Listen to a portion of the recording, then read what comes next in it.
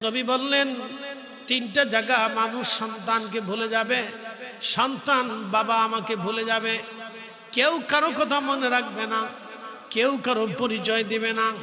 এক নম্বর মিজানের পাল্লা, দুই নম্বর ডান হাতে বাম হাতে আমলনামা যখন দিবে, তিন নম্বর সিরাতের ঘাটে কেউ কারো কথা মনে থাকবে না। প্রিয় নবী বললেন আমার উম্মতরে যখন মিজানের পাল্লা দাঁড় হবে, নেকি এবং বদিগুলি ওজন হতে থাকবে, তখন আমি রাসূল আমার উম্মতের মিজানের পাল্লার পাশে আমি দাঁড়ায় থাকবো। আমার উম্মত যাতে জাহান্নামে চলে না যায়, একবার আওয়াজ তুলে বলবেন কি ইয়া রাসূলুল্লাহ।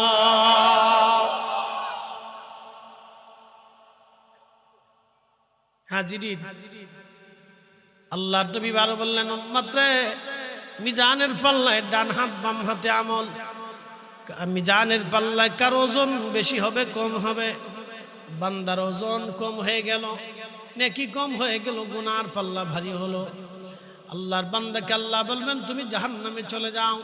তখন আল্লাহর বান্দা বলবে ইয়া রাব্বি, আমি আমার সন্তানের জন্য অপরাধ করছিলাম, আমি আমার মেয়ের জন্য অপরাধ করেছিলাম, আমি আমার স্ত্রীর জন্য অপরাধ করেছিলাম, আপনি যদি সুযোগ দেন আমি তাদেরকে ডাকবো, ডেকে ডেকে এনে আমার গুনাহের জিম্মাদারি কিছু গুনাহ তাদের আমলনামায় আমি দিয়ে দিতে চাই।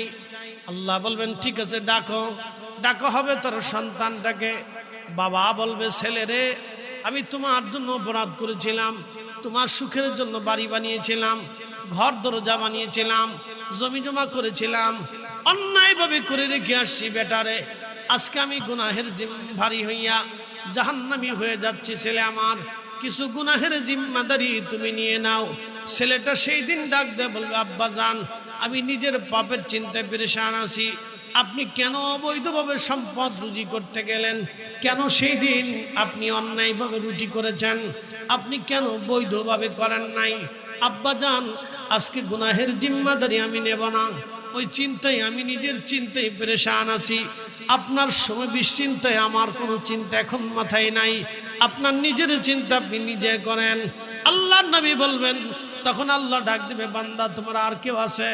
বলে রব্বি আমার একটা কন্যা আছে, ডেকে নিয়ে আসো। ডাকা হবে মেয়েটাকে। বাবা বলবে মেয়ে আমার কলিজার টুকরা, তোমাদের সুখের জন্য দুনিয়াতে অন্যায় করেছিলাম, বাড়ি ঘর জমি জমা রেখে এসেছিলাম, বেট কন্যারে আজকে গুনাহের জিম্মাদারি কিছু নিয়া আমার গুনাহ তুমি একটু কমিয়ে দাও।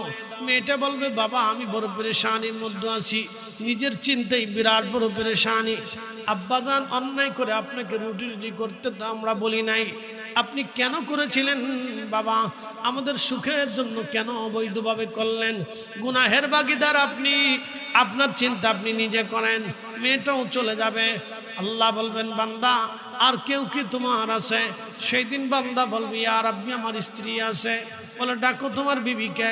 বিবিকে ডাকা হবে সেই দিন, আমার স্ত্রী, আমার সহধর্মিনী, কলিজার প্রিয় আমার, তোমার সুখের জন্য আমি কোনো অন্যায় করেছিলাম, বহু অবৈধভাবে সম্পদ রুজি করে তোমার গহনাগাতি কাপড় চুপড়, তোমার জন্য মনের আশা বাসনা, তোমার হাসির জন্য খুশির জন্য আমি অন্যায় করেছিলাম। বিবি আজকে আমি জেলখানার আসামি হয়ে গেলাম, গুনাহের ভারী হয়ে গেল আমার কিছু গুনাহ নিয়ে, তুমি আমার গুনাহগুলি হালকা করে দাও। স্ত্রী বলবে স্বামী বিবাহের সময় শর্ত ছিল আমার সম্মানজনক রুটি রুজি, সম্মানজনক জীবিকা দিয়ে দেনমোহর ধার্য করে আপনি আমাকে বিয়ে করেছিলেন, আপনার আয়ত্তের ভিতরে আমি ছিলাম, আমার আয়ত্তে আপনি ছিলেন না। হালালে হারামে রুটি রুজির বিষয়টা তো আমি বলতে পারবো না, এটা আপনার বিষয় ছিল স্বামী, আপনি নিজের চিন্তা নিজে করেন। আমি আমার নিজের চিন্তায় আজ বড় পরেশান হয়ে গেছি। স্ত্রীও চলে যাবে। আল্লাহ বলবে বান্দা তোমার আর কেউ আছে? বান্দা কাঁদতে থাকবে ইয়া রাব্বি আজকে আপন বলে আজ আমার কেউ নাই। আল্লাহ বলবে বান্দা তোমাকে বলেছিলাম সন্তান এবং সম্পদের মোহে তুমি আমি আল্লাহর জিকির থেকে গাফেল হইও না, তুমি সন্তানের চিন্তায় সম্পদের চিন্তায় আমি আল্লাহর আইনের বাহিরে চলে গেলাম। এ বান্দা আমার স্মরণ আমার জিকির থেকে আমার সিদ্ধান্তের বাহিরে তুমি চলে গিয়েছিলাম। অতএব আজকে তোমার জন্য যেটা বরাদ্দ হয়েছে তুমি তোমার শাস্তি আস্বাদন করতে থাকো, কারণ আমি আল্লাহ বড় ন্যায় বিচারক। আমি আল্লাহর ন্যায়ের বিরুদ্ধে যাওয়া হবে না। লা তাবদীলা কালিমাতিল্লাহ, আমি আল্লাহর কথার কোনো পরিবর্তন হবে না। ইন্নাকা লা তুখলিফুল মিআদ, আমি আল্লাহর কোনো ওয়াদার খেলাফ হবে না। অতএব তুমি তোমার জাহান্নামের স্বাদ আস্বাদন করো। শেষ শেষ। হাসরের ময়দানে ছোট্ট একটা চিত্র আপনাদের সামনে তুলে ধরলাম, একটা চিত্র। আরো কত ভয়াবহ চিত্র আছে, আরো কত ভয়াবহ চিত্র আছে। এই জন্য বুদ্ধিমানরা কখনো অবৈধভাবে সম্পদ রুটি রুজি করে না। তারা জানে এটার দায়ভার কিয়ামতের ময়দানে আমি নিতে পারবো না। অ্যাটেনশন, পৃথিবীতে একজন মুজাদ্দিদ ছিলেন, ইসলামের প্রথম মুজাদ্দিদ, মুজাদ্দিদে মিল্লাত, হযরতে ওমর ইবনে আব্দুল আজিজ রাদিয়াল্লাহু তাআলা আনহু। তিনি ইসলামের প্রথম মুজাদ্দিদ। প্রত্যেক 100 বছরে একজন করে মুজাদ্দিদ আসবে। আকাইদে আহলে সুন্নাত ওয়াল জামাত ছাড়া পৃথিবীতে কোনো মুজাদ্দিদের জন্ম হবে না। একসাথে বলবেন না সুবহানাল্লাহ? এটা চিরসত্য। আকাইদে আহলে সুন্নাত ওয়াল জামাত ছাড়া পৃথিবীতে কোনো মুজাদ্দিদের জন্ম হবে না। কোনো মা জন্ম দিতে পারবে না। ইসলামের প্রথম মুজাদ্দিদ হযরতে সাইয়্যিদুনা ওমর ইবনে আব্দুল আজিজ রাদিয়াল্লাহু তাআলা আনহু। তিনি ইসলামের হযরত ওমরের মতো রাষ্ট্র পরিচালনা করতেন। ওনাদের মতো আর কেউ পারবে না ইমাম মাহদী আলাইহিস সালামের আগ পর্যন্ত। বলে হুজুর কেন পারবে না? আমি আপনাদেরকে একটু বুঝাই কেন পারবে না, বুঝাই। ধরেন বাংলাদেশে ইসলামী হুকুমত প্রতিষ্ঠিত হল। এখন বলেন ইসলামী হুকুমত প্রতিষ্ঠিত হওয়ার পরে বাংলাদেশ ব্যাংক কি বাতিল করতে পারবেন? আর বাংলাদেশ ব্যাংক যদি থাকে তাহলে সুদও থাকবে, ব্যাংকও থাকবে। পৃথিবীর সাথে লেনদেন করতে হলে আপনাকে সুদের মাধ্যমে লেনদেন করতে হবে। সুদ ছাড়া আপনি লেনদেন করতে পারবেন না। সারা ওয়ার্ল্ডের সাথে আপনাকে ব্যবসা করতে হলে তাহলে ওয়ার্ল্ডের নীতি মেনে আপনাকে ব্যবসা করতে হবে। অতএব সুদের ভিত্তিতে আপনাকে ব্যবসা করতে হবে, এর বাহিরে আপনি ব্যবসা করতে পারবেন না। তার মানে বোঝা গেল 100% অসম্ভব। কিছুটা হলে করতে পারবেন কিন্তু 100% করেছিলেন হযরত ওমর, হযরত আবু বকর, হযরত উসমান, হযরত আলী, হযরত ইমাম হাসান, হযরত ওমর ইবনে আব্দুল আজিজ। একবার 100% করেছিলেন। এবং এরপরে আল্লাহ রাসূল বলছেন আমার নসলে, আমার বংশে, আমার হাসানি, আমার হুসাইনি, আমার হাসান এবং হুসাইনের নসলে সরাসরি রক্তে পৃথিবীতে আল্লাহ একটা সন্তান পাঠাবে। তার নাম হবে মুহাম্মদ, বাবার নাম হবে আব্দুল্লাহ। সে পরিচিত হবে ইমাম মাহদী হিসেবে।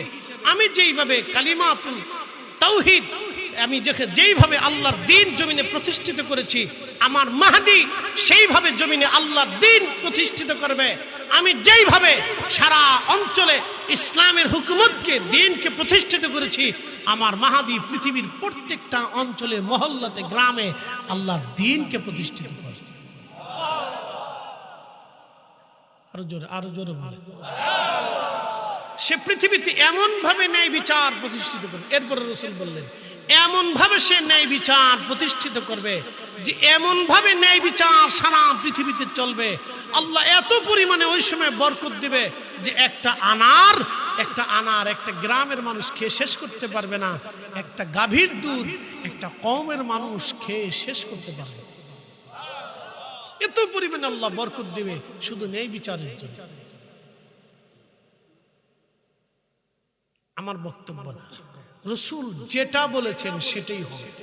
বিশ্বাস আছে না ভাই আপনাদের? নবী যাহা বলেছেন তাই হবে।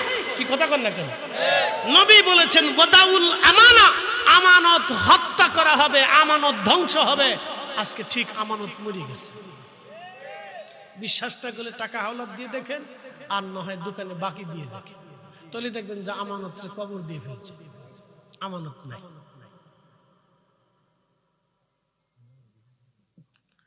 আমানত রহমতুল্লাহ নাই, ও চলে গেছে আল্লাহর কাছে, নাই।